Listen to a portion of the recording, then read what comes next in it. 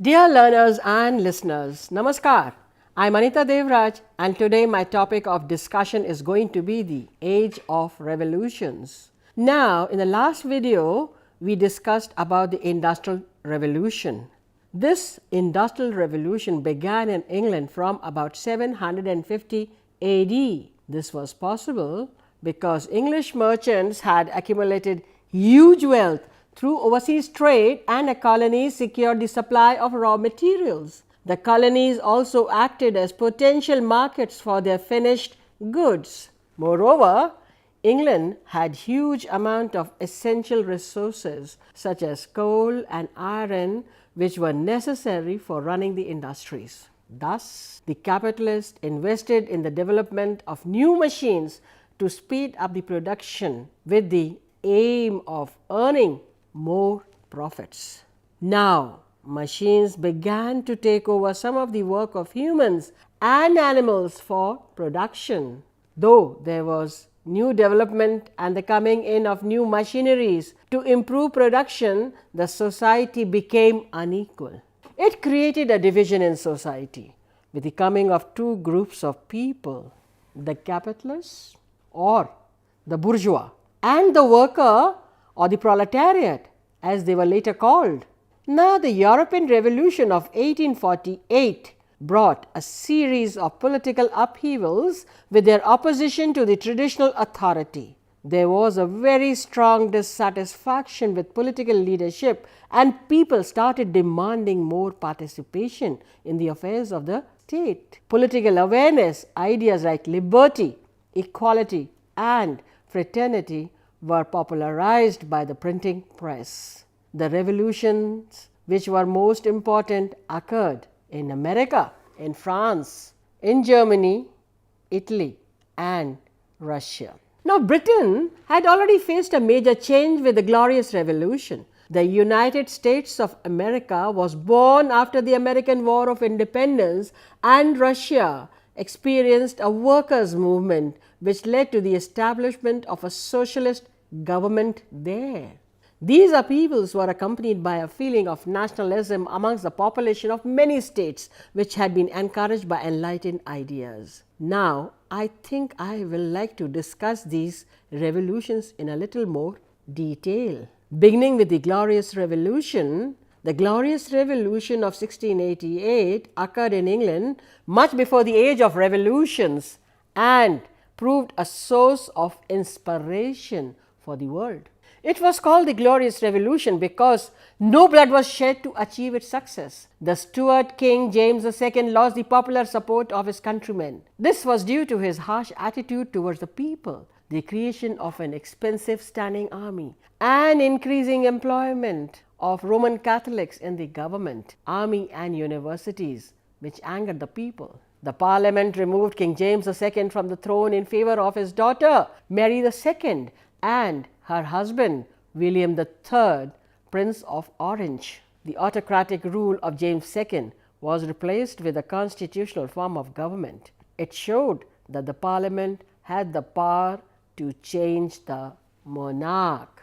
Then the next revolution was that of the American War of Independence. It will be interesting for you to know that some of the political rights that we enjoy today are the direct outcome of two very important revolutions that occurred in the latter part of the 18th century. They played a crucial role in the shaping of the modern world.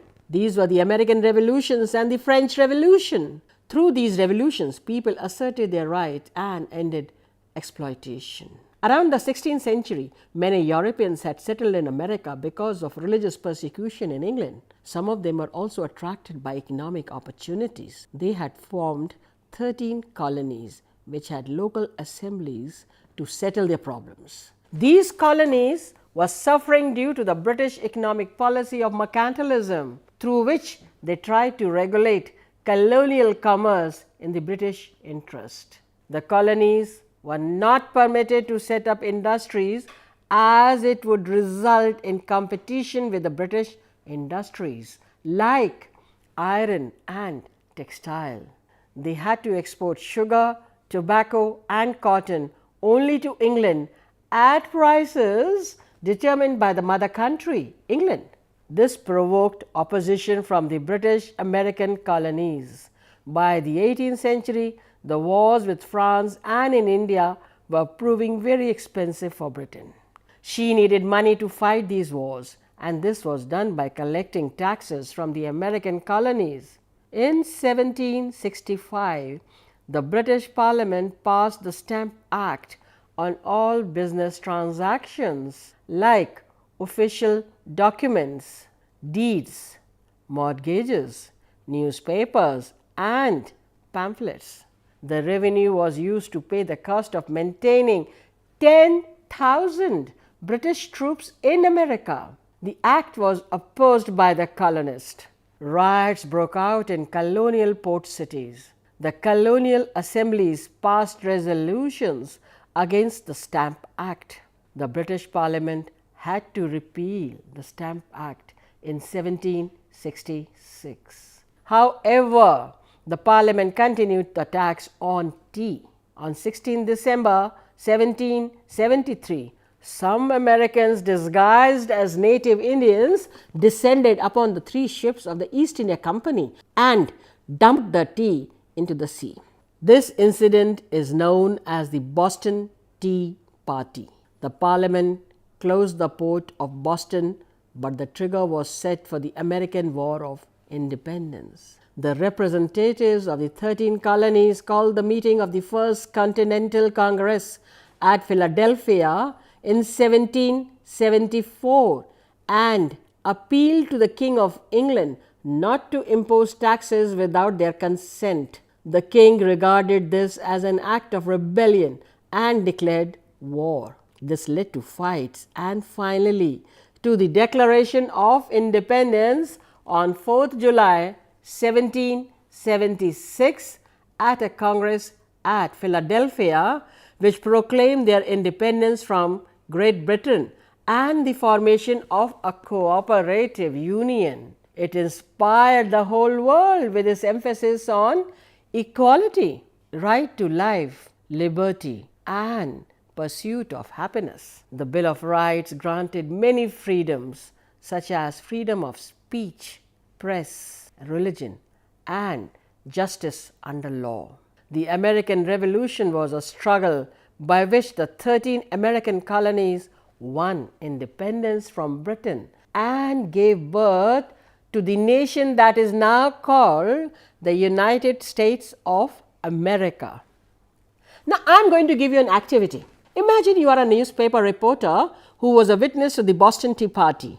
You interviewed the English East India Company officials, the Americans who participated, and passerbys who had seen the act. Try and write a newspaper article on it, bringing out their versions of the story. Also, give your opinion of what must have taken place. Now, we discuss the French Revolution. In the 18th century, French society was still feudal in character, with the monarch exercising complete authority. It was divided into 3 classes or estates. The first estate of clergy or church and the second estate of nobility enjoyed all the luxuries and many privileges over religion and the governance of the country.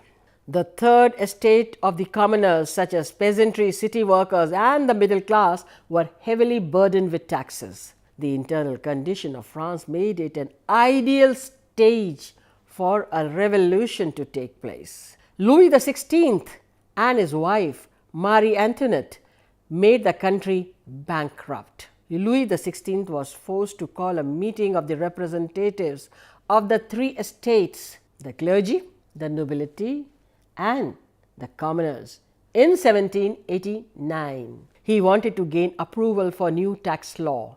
The third estate demanded equality in taxation and abolition of special privileges enjoyed by the first 2 estates. It declared itself a national assembly and took over the sovereign power from the emperor. The historic French document, Declaration of the Rights of Man and Citizen, was adopted. It was later embodied as a preamble in the French Constitution of 1791. This was influenced by the US Declaration of Independence, asserting the equality of all men, the sovereignty of the people, and the rights to liberty, property, security, right of education, to free speech, to be informed, right of the poor to public assistance, a ban on torture and slavery, and recognition of the right of the people to choose their government and the eligibility of all citizens for employment in public offices. The French Revolutionary Wars and the Napoleonic Wars, starting from 1789 and lasting for about 15 years, resulted in the formation of the French Republic. The French Revolution tore down the medieval structures of Europe and brought in new ideas of liberalism and nationalism. France witnessed a complete change in the government, administration, military, society, and culture. France became a republic under Napoleon Bonaparte. The guiding principles of the French Revolution were liberty, fraternity, and equality. The revolutionaries were inspired by the ideas of many enlightened thinkers and philosophers such as Voltaire, Montesquieu, and Rousseau. The American War of Independence and the French Revolution popularized the feeling of nationalism all over the world. The idea of nationalism from America, France, and Britain influenced the Italians also. The result? A revolution for a unified kingdom of Italy in 1861. Now, we should discuss the unification of Italy also. In the 18th century, Italy was a collection of states, each having its own monarch and traditions. Some of them were Venetia, two Sicilies, the Papal States, Sardinia, Tuscany, etc. Now, during the Middle Ages, the Pope increased their influence in both religious and political matters. The Pope established their own political rule in what we call the Papal States. Soon, Italy began to grow in importance. They became centers of political life, banking, and foreign trade. During the Renaissance, Italy became even more important than the other states. For many years, France and the Holy Roman Empire fought for the control of Italy. The French Revolution of 1789 played an important role in the history of Italy. The Italian rulers, sensing danger in their own country, drew closer to the European kings who opposed France. After France became a republic, secret clubs favoring an Italian republic was formed throughout Italy.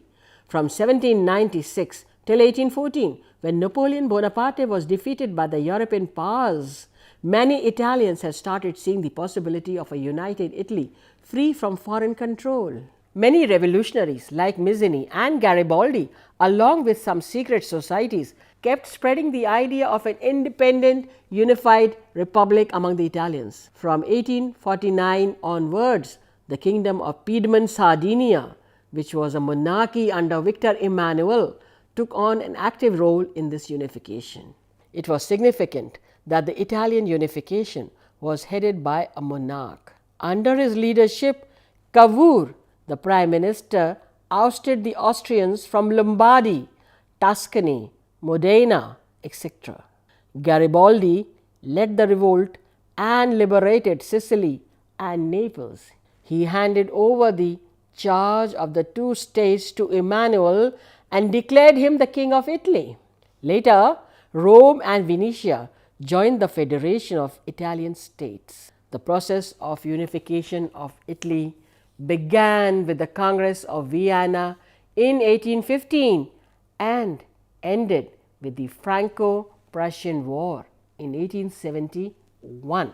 Similarly, with Germany, after Napoleon's defeat in 1815, many Germans wanted an independent Germany was a confederation of 39 small states led by Austria and Prussia. These states were always at war with one another, deterring the economic progress of Germany. The King of Prussia, Kaiser William I, chose a Prime Minister, Otto von Bismarck, to unify Germany. under the rule of Prussia and excluding Austria and France completely. Bismarck was fearless and believed in the urgent need for unification in Germany. He started with the modernization of the army, defying the parliament in collecting taxes. His policy came to be known as blood and iron policy and earned him the nickname of the Iron Chancellor. With this improved army, Bismarck encouraged the German population of Schleswig and Holstein to revolt against their ruler, Denmark, in 1864. Bismarck now joined hands with Austria against Denmark. Bismarck's next target was Austria. Prussia defeated Austria and formed the North German Confederation. Bismarck promised the province of Venice to Italy and kept her out of the war. Austria was forced to give Venice to Italy, ending the Austrian control in Italy.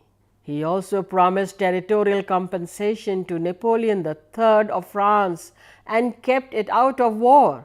He had already secured Russia's support by helping them in suppressing a revolt in Russian-controlled Poland. The only obstacles to Prussian dominance of Germany were 4 small German states in southern Germany and the disapproval of Napoleon III of France. But a disagreement between the two countries led France to declare a war on Prussia. The Franco-Prussian War was quite short. Prussia invaded France in 1871 and defeated the French. Napoleon III abdicated the throne and France was forced to give up Alsace and Lorraine. The remainder of the German states, except Austria, were annexed and joined with Germany. The unification of Germany was complete under Kaiser William I. Soon Germany emerged as the leading power in Europe, building a colonial empire to further German economic interest and increase German influence in the world. Earlier, we had discussed about the Industrial Revolution. Now, this Industrial Revolution had led to an unequal society. On the one hand were the workers who were poor, exploited and without any rights. And on the other were the capitalists who enjoyed all the privileges. At that time, some people began to think about the society that should be based on equality in social and economic terms. Ideas like equality, freedom of speech and democracy gave encouragement in this regard. The idea of socialism, which tries to establish social equality, began to take root. The most powerful and influential ideas of socialism was given by Karl Marx and Friedrich Engels. In the book Das Kapital, Marx pointed out the history of all societies is the history of class struggle. According to him, the capitalists always try to increase their profits by reducing the wages of the workers, which leads to class conflict. He predicted that the struggle will be successful with the end of capitalism and the coming of socialism. This will result in the control of the ownership of the means of production in the hands of the state and the birth of an equal society. The first practical example of this was the Russian Revolution, which resulted in the establishment of the first socialist government of the world. Russia was industrially backward and was based on an agrarian economy. The Tsar was an autocratic and oppressive ruler. Hence, the workers and the peasants suffered a lot. The revolution of 1905 had led to the formation of a constitutional monarchy with the formation of the Duma, the members of whom were representatives of peasants, townsmen and gentry. Even after the 1905 revolution, the civil rights and democratic representations were limited and hence the unrest continued. In 1917 occurred another revolution in Russia. It happened because the condition of the Russian workers and peasants and non-Russians living in Russia had become quite miserable. under the autocratic rule of Tsar Nicholas II. Exploitation, along with inhuman working conditions and huge amount of taxes, had made the people rise against him. People were also denied any political rights. Russia had also entered World War I for imperialist gains, but she was unequipped to do so. Thousands of Russian soldiers were sent to the Siberian cold deserts to be killed. Thousands of them died as they were ill equipped with no proper warm uniforms and arms to fight in the cold desert.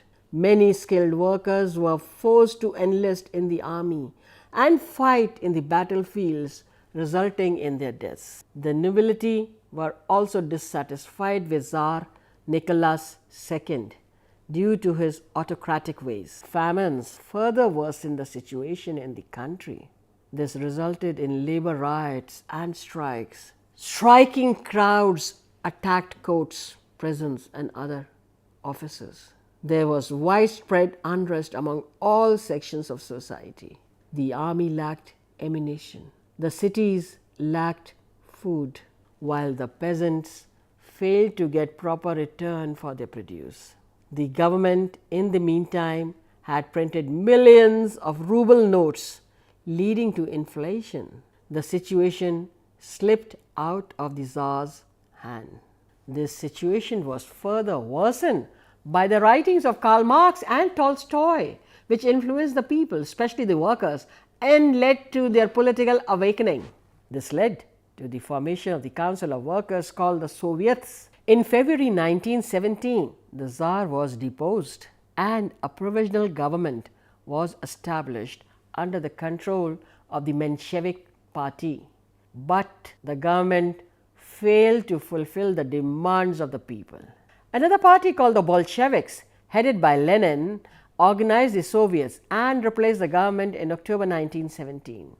This October Revolution was the final stage of the Russian Revolution. It brought to an end the rule of the Tsar and led to the formation of the USSR and a new world order.